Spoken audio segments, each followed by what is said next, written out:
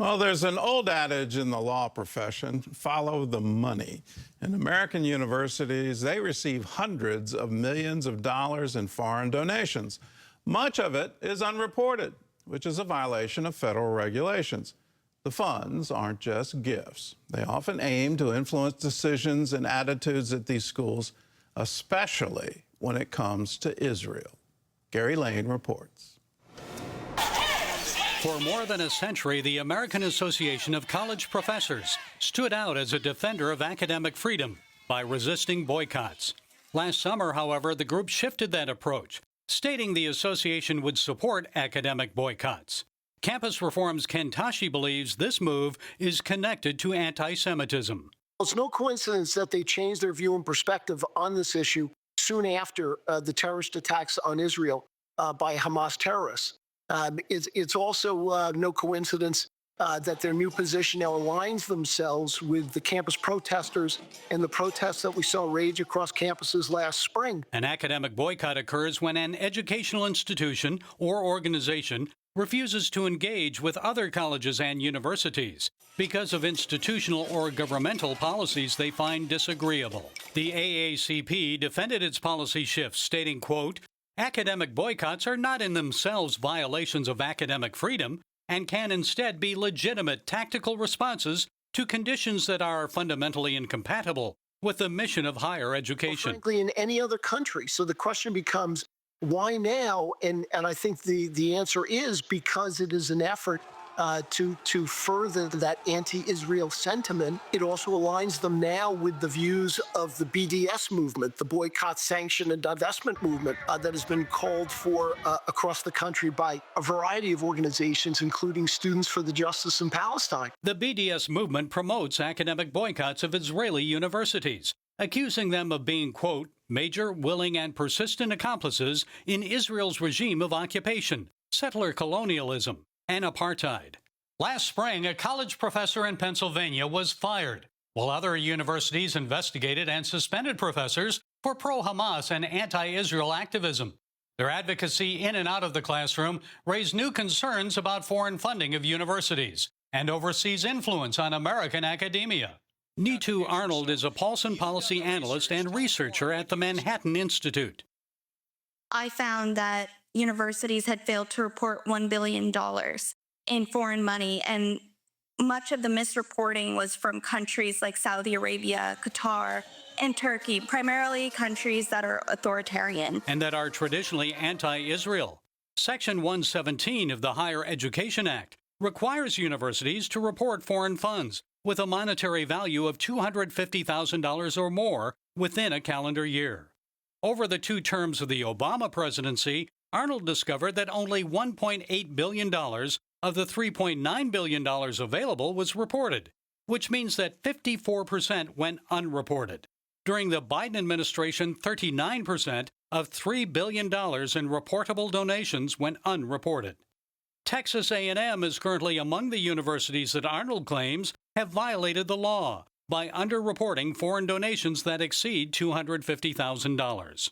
During the Trump administration, the university was in compliance. They were reporting their foreign funds. And then after the Trump administration left, I looked at their reporting for Chinese contracts, and it turned out that they just weren't reporting any of them. Last January, Texas A&M President Mark A. Walsh III released a statement saying, quote, "Texas A&M complies with all U.S. laws and agency regulations that govern how we manage and report international engagements."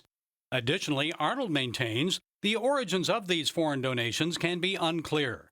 For example, ByteDance, the Chinese parent company of TikTok, makes donations that would not be identified as coming from communist China.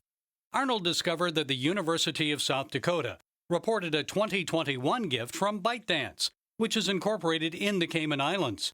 She notes that because the company is not based in China, the university incorrectly assumed the donation freed China from potential influence. I think it's so important to know who is donating to our universities and the purpose, whether it's going for cancer research or is it going to influence our curriculum. Or seeking to buy influence through support of Chinese Confucius centers or Middle East studies departments. In terms of a potential solution, Arnold believes the incoming Trump administration must prioritize the investigation and enforcement of universities that violate the law. And again, I think that's why it's so important that we have transparency, that there is enforcement, and that we're actually aware of these transactions in a timely manner. Knowledge that can expose and prevent foreign influence that often stokes hate, violence, and anti-Semitism on American college campuses. Gary Lane, CBN News. Well, I'm fine with all the reporting, but I really don't think if you report or if you don't report, it makes a difference.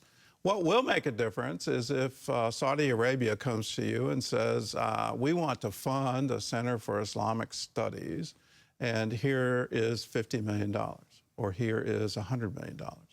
So you're the president of a private or public university, it doesn't really matter, and you have that kind of offer in front of you. What are you going to do? Well, most, and I would say nobody's turned it down.